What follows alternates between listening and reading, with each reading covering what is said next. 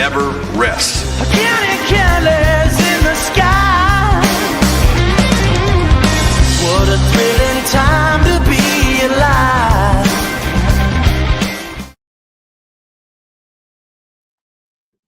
Sup? The Georgia Show. Welcome in on your Monday night. Look, guys, we pushed it to Monday because Easter was yesterday, and we're pretty glad we did. There's a lot to get to in this edition of the Georgia Show. I'm Jake Roos. He's Jake Rowe, and we are, as always, on the Georgia Show, presented by American Pride Bank. Look, if you're looking for local, flexible solutions, dealing with decision makers at every turn, small business loans, personal banking, online, in person, Athens, Alpharetta, get over AmericanPride.bank is where you want to go. You're always talking to a decision maker when you're talking to American Pride Bank. They are a member FDIC and an equal opportunity lender and a great friend of the Georgia Show. So get over and check out AmericanPride.bank. Great friends, great partners. You know how I know American Pride Bank has got their stuff together? They would that? never loan a man like me money. Sure. They would never loan me any money. So that's how you know that they're a stand-up crew. Rapscallions need not apply. That's right. Guys, look, let's get into this. Like I said, we delayed the Georgia Show yesterday. Everybody was out doing family things for Easter. But we're in tonight, and we're talking about what was a big, big evening. At one point, Jake Rowe texted the DawgsHQ group chat and said, guys, please help. Because it started coming fast and furious last night. Georgia lands probably, by all intents and purposes, all measurables that we can gather, its top player in the portal, top target in the portal, in Elozi, transfer from Army, an edge transfer from Army. But then the Dogs come on the back of that, Jake, add two more transfers on Sunday night. Josh Horton, defensive lineman from Miami, and then also running back Josh McCrae from Illinois as well. Really interesting pickups. The McCrae one not necessarily on the radar for a lot of people. Kind of flew in under, took kind of a quiet visit. Horton, you knew a little bit about. Mendoza, you knew what's going on. Bo Atkinson was in town. We'll talk a little bit about that too. But Georgia, 3-dog night on Sunday night. And I am curious. Let's just dive in on your thoughts, Jake. And I want to start with Mendoza because, like I said, for all we can tell, all we were able to gather, he and Atkinson kind of 1A and 1B in terms of what Georgia wanted to get in this portal. We had been preaching the idea that they wanted to get an edge throughout this thing, and they go out and they get an absolutely coveted one and lock him up before he even gets a chance to step foot on another campus. Yeah, and, I didn't really catch on to this at first, because you end up with two guys, right? You end up with him and Bo Atkinson kind of hanging out there together. Those are obviously the first two guys Georgia goes after in terms of edge prospects out of the transfer portal. And we told everybody from the jump, well, let's not get there. We'll go there later. But you're looking and you're seeing the production and you're thinking Bo Atkinson, he played in the ACC, yada, yada, yada. Maybe he's the top target. And then as you kind of slowly dig and you learn more, I don't want to go ahead and just say Mendoza is Georgia's top targeted edge. Maybe he is, but I do think that Georgia was quicker in dealing with him when he got into the portal than it was quick as in dealing with Bo Atkinson. Now, I mean, we may be talking a couple hours here, but I do think he's every bit as big of a priority as Bo Atkinson is. And I can already see it right now. There are some Georgia fans out there that like to kind of rib us a little bit. And I don't necessarily know that they're good natured in doing so. They like to get angry with us a little bit. And they're like, already sour grapes. You're already at sour grapes. You're not, somebody told me I was paid to say that there's a long way to go on the board. I can't remember who that was yesterday, but nah, I'm not paid to say those things. I say what I like and what I feel like saying, but I don't want folks to think, well, hey, he left campus without committing, so clearly he's, so you're kind of hedging your bets. Man, Georgia wants that guy. Georgia wants Bo Atkinson, 100%. I think, it's completely fair to say, right, by everything that we know, Georgia would willingly take both guys. I mean, it's not a sure. either or. And that's kind of what I was getting to. and we're going to talk a little bit more in depth about that and why in a little bit. Right. But clearly, Elo Medozi is a big time target for Georgia, and it's because of the measurables. It's because of, hey, he's 6'3¼ He's 243 pounds. He's got 81-inch wings, which usually translates to 33 to 34-inch arms. Listen, you're explaining, you're kind of putting together the type of guy that Georgia's going to recruit almost all the time. 23-foot long jump. He's a freak athlete. And I've got to listen, I've done it everywhere I could. I worked with some great people at 24/7, and Chris Hummer is one of them. Okay. And Chris Hummer at 24/7, through all of this madness and being a portal expert and doing all that stuff, doing a great job. I think everybody plays second fiddle to my man Steve Wiltfong and Pete Nakos. I mean, that's a pretty good dynamic duo as well.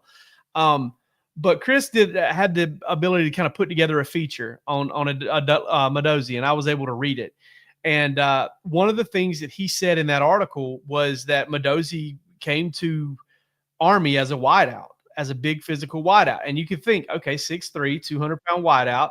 What's he at Army for? He's at Army to block. He's at Army to block for the triple option and to possibly get downfield and start making plays, whenever they go play action.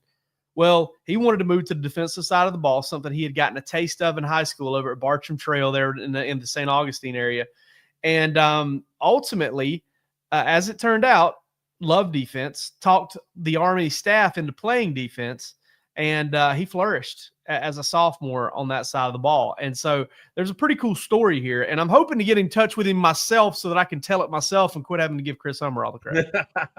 No, I think look, quite frankly, we don't often hear that story, right? I mean, you almost never. I can't think of another instance where you think about guy is a wideout and gets a taste of defense. I mean, there's a lot of guys that are playing wideout because they don't want to, get physical back there playing corner, right? To some degree, that can be the case in a lot of it, let alone get out there and make yourself a pass rusher and take your body and turn yourself, add on 35, 40 pounds onto your frame. Yeah.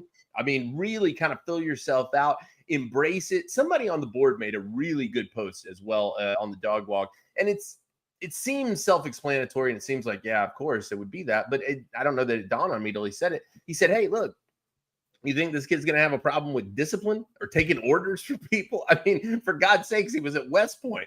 So, I mean, he's going to be kind of wired in the way that Georgia wants it. I also thought that the Bartram Trail connection was pretty interesting just because he's obviously a Southern kid, right? So, I mean, can you not tell by the name? Sure. I mean, he sounds like a North Florida, South Georgia guy just all day long. Sure. No, but Medozi, I think Rusty compared his physical build to that of Azeez Ojulari, and Georgia hasn't, I don't know, necessarily kind of had a guy like that. Well, I'll tell you this: Chaz is built not dissimilarly, but if you want to talk about his height, right. He's taller than Nolan Smith. He's taller than Azeez. He's taller than Chaz Chambliss. I mean, he's certainly got a bigger, longer frame than any of those guys do. Right. I think he's probably going to be in the same neighborhood of what did Jeremy say? Jordan Jenkins? Yeah, Jordan Jenkins is probably a pretty good one. Jordan ended up getting pretty big, getting pretty heavy. But yeah, Jordan Jenkins is a good one. He was also very long. I would also kind of put him in the same. I mean, as far as physical size, Damon Wilson. And what's crazy, he and Damon Wilson came in the same class, right? Yeah. And you're sitting here, and one of these guys is like signs with Army, and the other one signs with Missouri, and they might be. They're going to be pretty close in terms of how good they are. You know what I mean? Like, I mean, I'm not saying that Damon Wilson's not better. He may be, very well could be. I mean, a five-star. This kid, the only real ranking I could find on this kid was Rivals had him as a 2-star coming out, a 2-star wide receiver in his class. And listen, I know it doesn't work like that all the time, but that's the way it kind of goes. And let's throw Bo Atkinson in there, who was in the same class, right? And he was a 4-star prospect in the high 200s. I want to say 250, right around 300. So he was what you would call a low-rated 4-star. And all of these guys, I don't think if you put them on the field together and turned them all loose and kind of let them all do their thing, I don't think they're going to be that dissimilar. Yeah, probably not. And I don't think Georgia views it that way. Look, to me, though, Jake, the huge story about this is it's the thing that we preached pretty much since the offseason began. Georgia needed this exact thing. And look, it's not a surprise, right? You should expect that if Georgia can add a talented edge rusher in the transfer portal every cycle, they will do it. That is completely my take on that. And I don't think that that's endemic to Georgia. I think that that's the case with everybody. The name of the game is pass rush in this league and in this game right now. So everybody is shopping for that position. This should come as no surprise. But that Georgia had a clear and defined need because of the Damon Wilson defection. We're able to move and go out and find a guy, 1A, 1B. I think that deserves a lot of credit. Shadera Uzodiribe, a really nice pickup for him. I was impressed with it. And like I said, we'll talk a little bit more about Bo Atkinson here in a second, but we'll see if they can't do that one as well. Yeah, and moving on here to defensive tackle, to the defensive line position, right?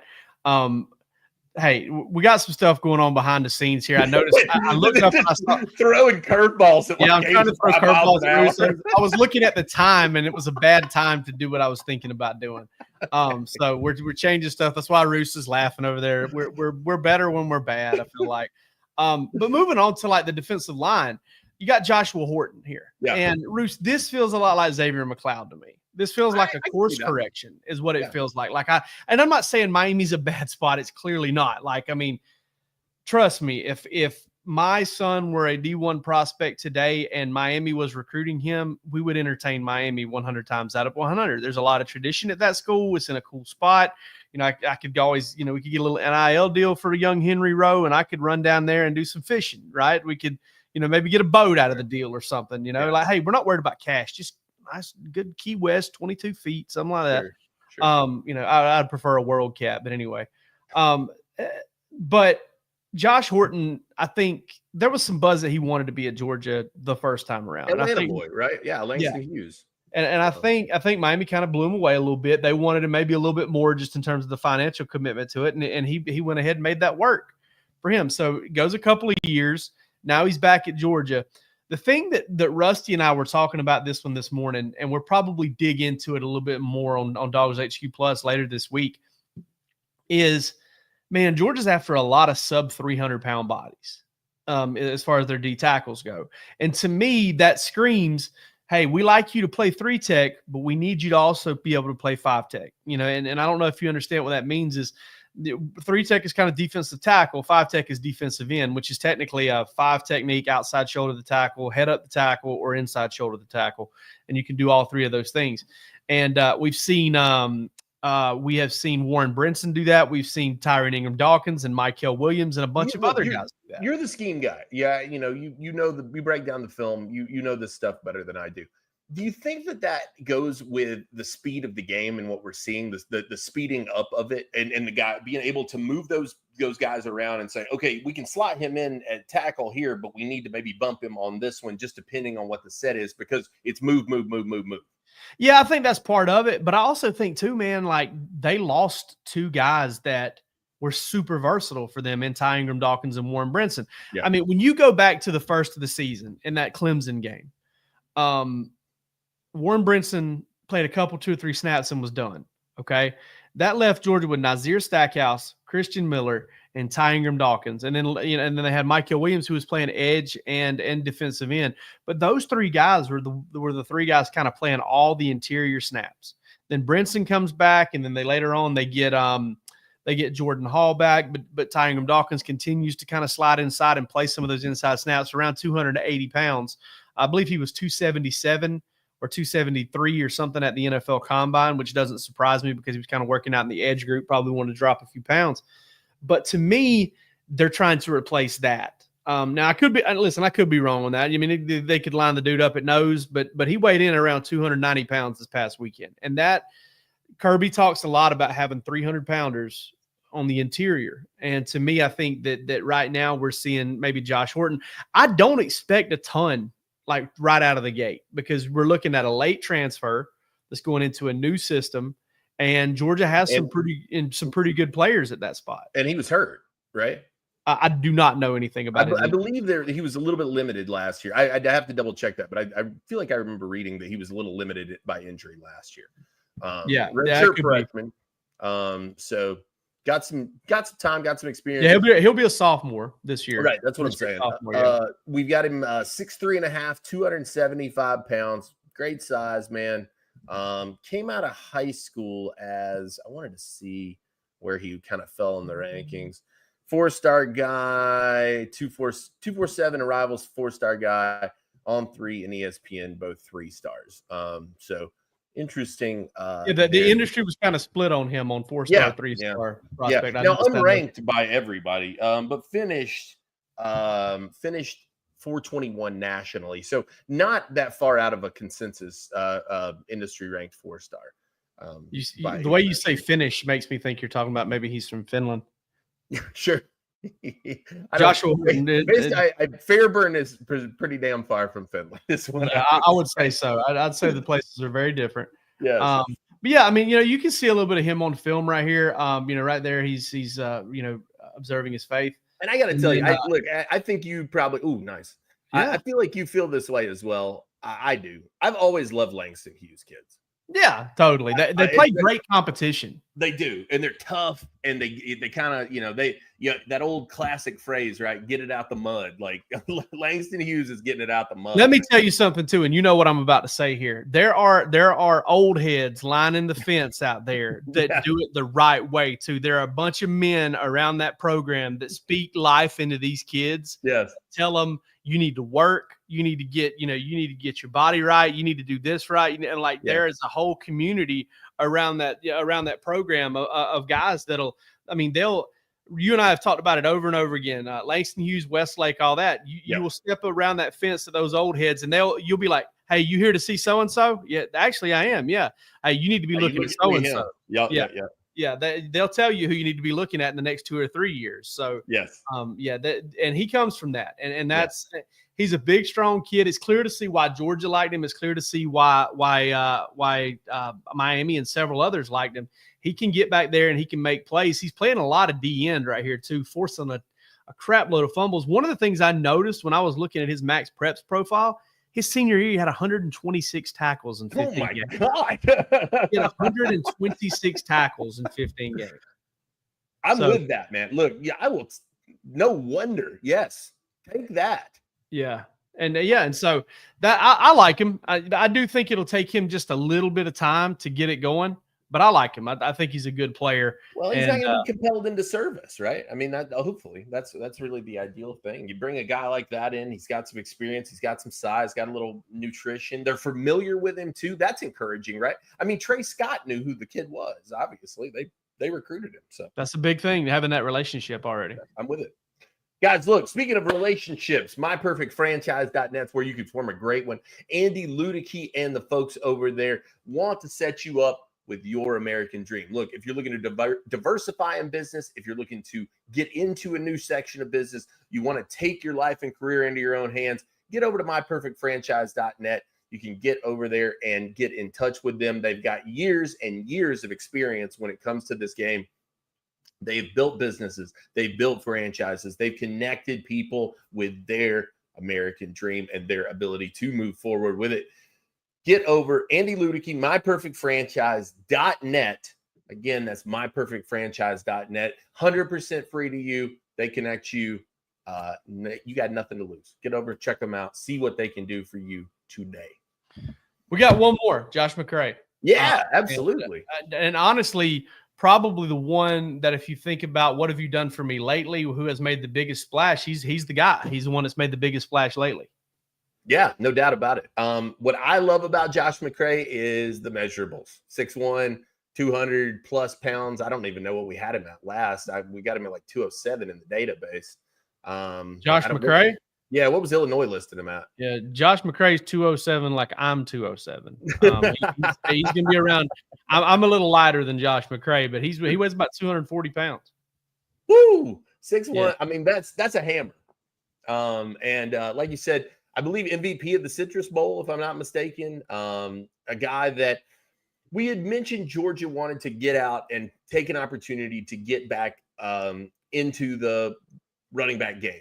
And we talked about, I think on the last show it was, when you hear that buzz, that typically indicates somebody's leaving. Branson Robinson obviously opted to take that route. Roderick Robinson, I don't know that we've got a good feel on. Will he, won't he? I haven't heard anything to that end. I don't know that you have either.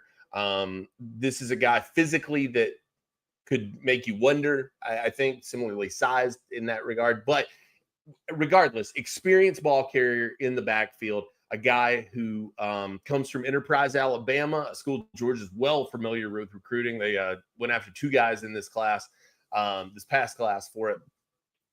So they know the area really well. But McCrae, a real standout at Illinois, did some really good things there. Let's see. I wanted to see here. I wanted to go through and read his little bio over on Illinois'. Yeah, right now he's just splitting out playing receiver most of the time, which is pretty incredible. He is clearly not 207 pounds in high school either.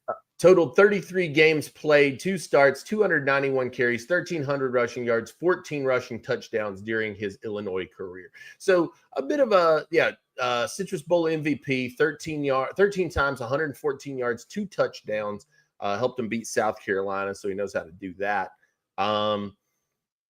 3 touchdowns versus Michigan State. Doak Walker, preseason guy last year, comeback player of the year as well. They had him on that list preseason. So, he's not gotten just a ton of starts under his belt, but he's a guy who's done some good things. And ultimately, Georgia, I think at the end of the day, do I think that this kid is going to usurp Nate Frazier? I do not at all. Do I think that Georgia wanted experienced help and size and a guy who kind of knows his way around? Yeah, I think so. And I think that that's where Josh McCrae fits in. Man, I felt like last year when Georgia tried to go to its tool bag for the run game, it reached in there and it did not have a hammer. It did. I mean, at least it didn't have, a big east wing with a claw on it. It had it had more of a finishing hammer with your guys like Trevor Etienne and Nate Frazier. They missed this guy. And, apparently he's got a little bit of an injury history of his own, but he was healthy last season, which is nice. I'm sitting here watching his high school highlights because if we start putting his YouTube highlights up there, we might get demonetized and they might, give us a strike. But I think he's a talented runner and he's the guy that, I mean, listen, it's that "what have you done for me lately" thing. And when you go average about 10 yards a carry in the Cheez-It Citrus Bowl, okay. Listen, I didn't get any better than that. I mean, your cholesterol might be up a little bit, but that's about it. And he felt the cheesiest, coach, and that's the way it was. Yeah, absolutely. And look, motivated, dedicated over here says Bo Walker might be a problem next year. He breaks a lot of tackles. I think everybody's expecting Bo Walker to get some snaps next year, to get his opportunities. Like I said, I think that Georgia has absolutely moved to committee, and really one of those things that, outside of, Nate to some degree kind of had to just take the reins and go last year. Before that, that's what I'm saying. DeAndre Swift maybe kind of before that, but everybody's going by committee. You got to be deep at running back, and Georgia's going to do that. Yeah, for sure. And I'll say this too. This point right here, Chauncey and Peanut going to stay.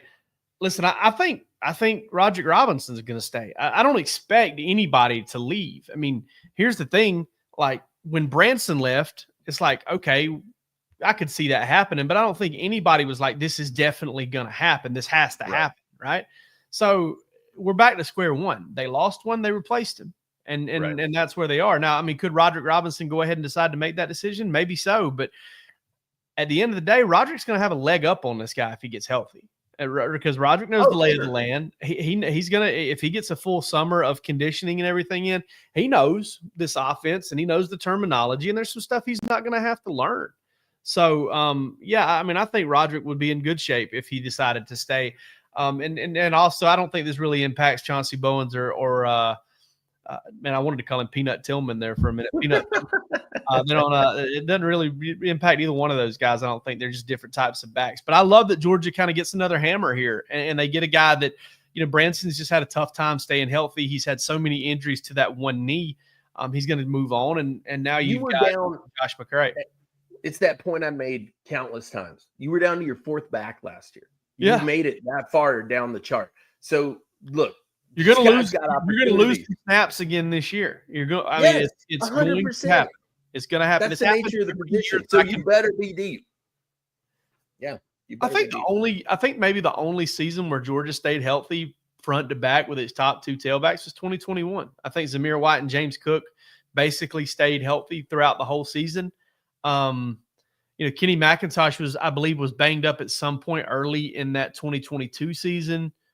Kendall Milton, was banged up every year he was at Georgia and fought through it at the end of the year. It's so funny. Every year started with everybody talking about how soft and how useless Kendall Milton was. And then by the end of the season, like, man, if Kendall Milton could just stay healthy, he's a monster. Yeah, sure. It's the way it went every year. So once he kind of got that figured out, he started to make some waves. So, I mean, listen, I think Georgia's in good shape at running back. I like what they've got. I do think they needed to insulate themselves from an every down back spot. And I think they've done that. When you got Nate Frazier, Josh McCrae, Rod Robinson, Bo Walker, and Chauncey Bowens, who kind of project as every down guys, you've got enough at every down now. And then you've got some kind of more gadgety guys in Dylan Bell, Dwight Phillips, and Cash Jones. I mean, there's a lot of guys. And you think, oh, my God, there's 8 running backs possible. That's crazy. That's too many. I've seen Georgia football for the past couple of years. That's not too many. Not anymore. I was pushing against that narrative this time last year. Not anymore. I've learned my lesson. I've learned my lesson. I was wrong then. And I feel like we got a little bit of more of a handle on it now. So it begs the question, is Georgia done in the portal? And I mean, they could be. Circumstance could make it be to where they are. But I still think that there's a possibility they could take a couple more players. Yeah, I think so too. They want to take at least one more. I know that. Bo Atkinson is on the list. Yes. I think another edge would make a lot of sense for Georgia. It's like I said, man, we've talked about this a couple shows now. If it's the right defensive lineman, I think they probably entertain that. I think if it's, an ideal situation like that, sure, maybe. I think that I expect that it will be a defensive help. I think that they're deep enough wide receiver, running back, whatever. I mean, if I'll tell you this, if Cam Pringle could transfer in interconference, they'd probably go after Cam Pringle. Yeah, he was the number 1 tackle on their board, I believe, in that class. Yeah. And they ended up getting like tackles 2 through 6 on the board or something like that, 2 through 5. But he was the top one. Yeah, I firmly believe they'd be after him if they could. But one that wouldn't surprise me if Georgia got a little bit involved is our old friend Bear Bachmeier, quarterback at Stanford. Georgia recruited him out of high school. There was some talk about Georgia getting involved with the quarterback scene a little bit. Now, I don't necessarily know that they would pull the trigger there, but I saw that he jumped in the portal today, and I know Georgia's really familiar. They offered him. It wouldn't surprise me, wouldn't shock me. I think they even had him in for a visit, if I'm not mistaken. Am I wrong in saying that?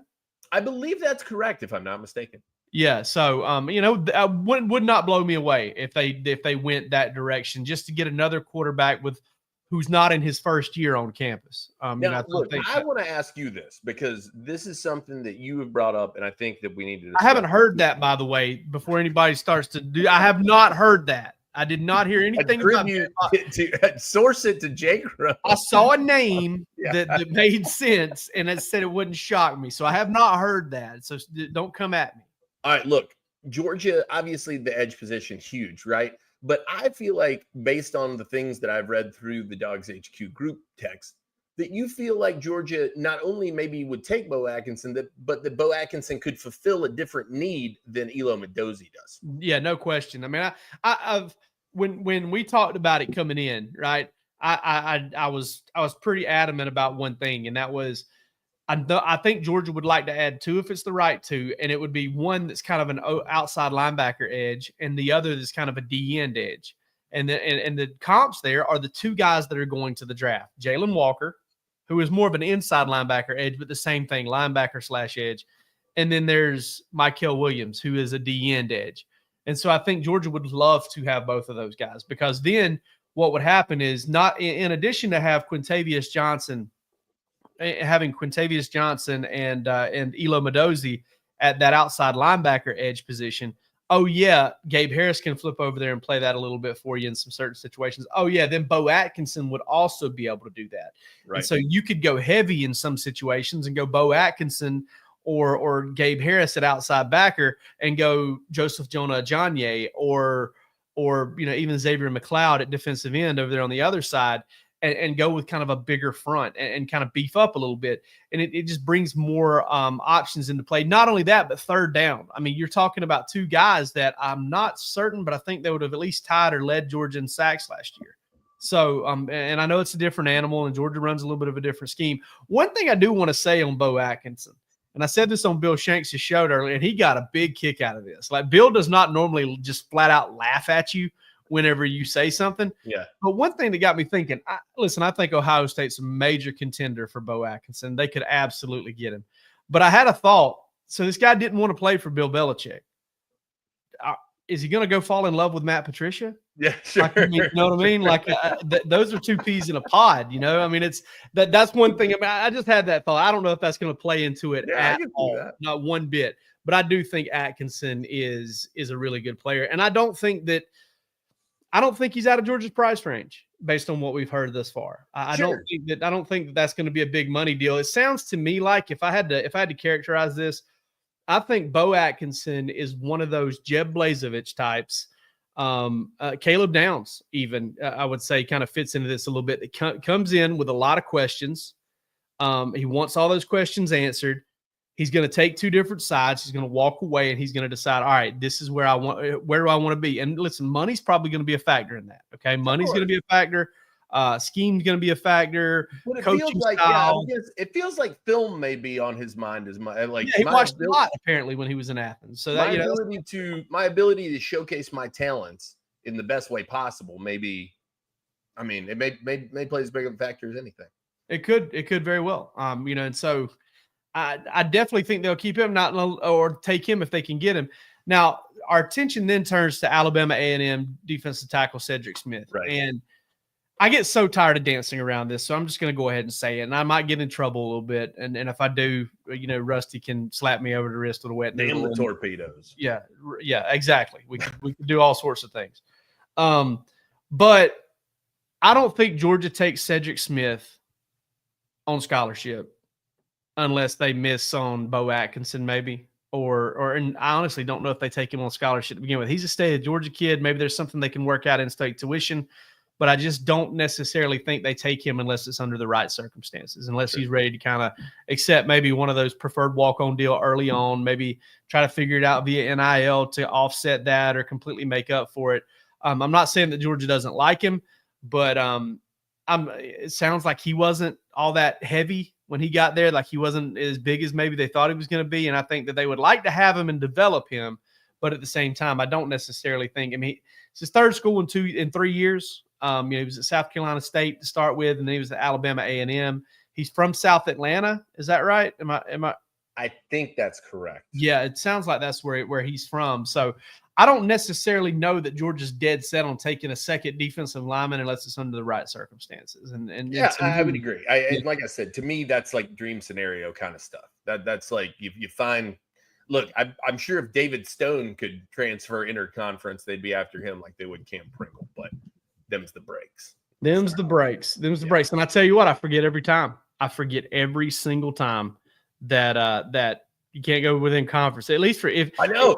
Like I saw David Stone's name pop up, and I was like, oh man, this would be perfect. But the only thing about that is Georgia wasn't involved there at all to begin with. So that was another aspect of that recruitment that kind of got it going.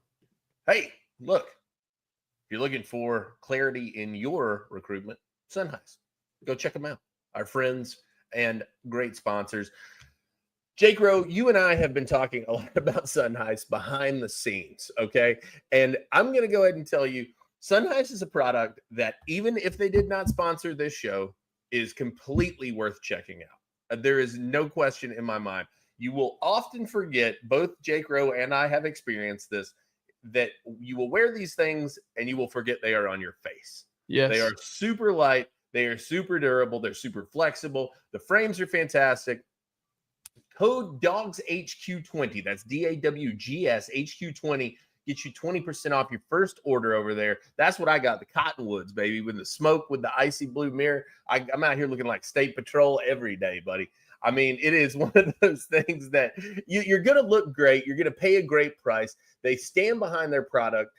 They are super involved in the community. They're an Athens area business, so they give back to the state of Georgia. There's just a number of ways that Sun Heist makes sense. And like I said, they're great friends, great people, and great partners to work with. They get it to you super quick. It's going to come with the little glasses case, man. I got mine right here. Very nice. Got the little sunglasses necklace with it. Got some cool stickers too. So look, yeah. Sun Heist, they hook you up, man. And it is a great product at a great price. And like I said, Jake Rowe and I are big proponents. We are fans of Sun Heist, and not every product that comes across are we that high on, but Sun Heist we are. DawgsHQ20, your code for 20% off. Yep. And Bruce, we got to get to this before the show is over. We're desperately running out of time here, like Tony Schiavone would say. But tomorrow night, Georgia's got a big game. They got to play at Clemson at 6. Is that at 8 p.m.? Good God, what in the world is this all about? 8 o'clock, first pitch. 8 p.m., Clemson, South Carolina. Yeah, at Clemson. At least it's just down the road. But Georgia is now, after starting the season 29-2, Georgia is now 33-9. They're 4-7 in their last 11 games. They have lost 7 of their last 9 SEC games. They've been swept twice in the past 2 weekends, all by good teams. Now, Vanderbilt's up to number 9. Texas is number 1 in the country. But you don't expect to get swept twice. I'll just go there. And that's what's happened to Georgia. They swept Florida on the road, but since then they've lost 6 straight on the road. And then that's a little bit of a problem. Not pitching all that poorly for the vast majority of the time. They're just unable to kind of get the bats going. Got a little bit of injury situation going on there with Ryland Zaborowski. But what the schedule starts to soften up a little bit, even though you're still playing ranked teams. They got a ranked win over Georgia Tech midweek last week, and that was a good one. They got Clemson again this coming week, and then they got Oklahoma for 3 at home, and then they get to play Kennesaw State and then at Missouri, and Missouri's pretty bad. Missouri's the bad news bears of the SEC, and I say that they'll probably take 2 out of 3 from Georgia on the road, but oh well. And then they've got Alabama and Texas A&M to end the season. Georgia needs to get to 17 wins. For those of you out there wondering, they need to get to at least 17. I'd say probably 18 wins in the SEC to they don't need that to host a regional, but they need that to be able to get a top 8 seed and to host a super regional. And obviously, when you're a team that plays as well as Georgia does at home, you need those wins. But the good thing is those last 6 games, really, honestly, if you look at it, 9 of their last 12 games are going to be at Foley Field. And so that spells good news right there, especially when you've got to play Missouri. So if you can go 2 out of 3 in all 3 of those home series, that's 6 wins, win 2 out of 3 at pitiful Missouri, that gets you to 18 wins. And then you're kind of in the catbird seat. You're exactly where you want to be at that point. Who is the real Georgia in your mind, Jake? Is it the one we saw against Vanderbilt? Is it the one we saw against Texas? Is it the one we saw against Arkansas? Is what's going on right now that's causing Georgia to end up in this situation where, I mean, it feels a little Jekyll and Hyde here at the end of the season.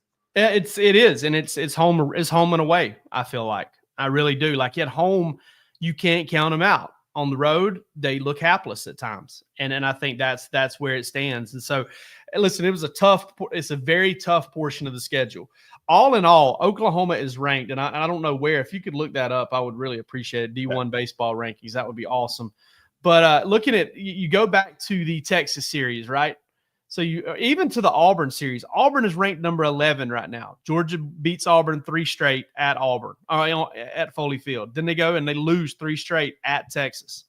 Then they win 2 out of 3 against number 1 at the time, Arkansas at home. I believe Arkansas is still top 5. They beat Georgia Tech at home, but then they go to Vanderbilt and they lose 3 more. Now, Vanderbilt's a tough place to play. There's a lot of pride in that baseball program. But Georgia wasn't really super competitive in any of those games for 9 innings. And then now they've got Clemson, which is a big game. Oklahoma is also ranked until they get a little bit of a reprieve there, having Oklahoma to play 14. Number 14. Oklahoma's up to 14th and Georgia's 10th. That's a massive SEC series this weekend. Huge.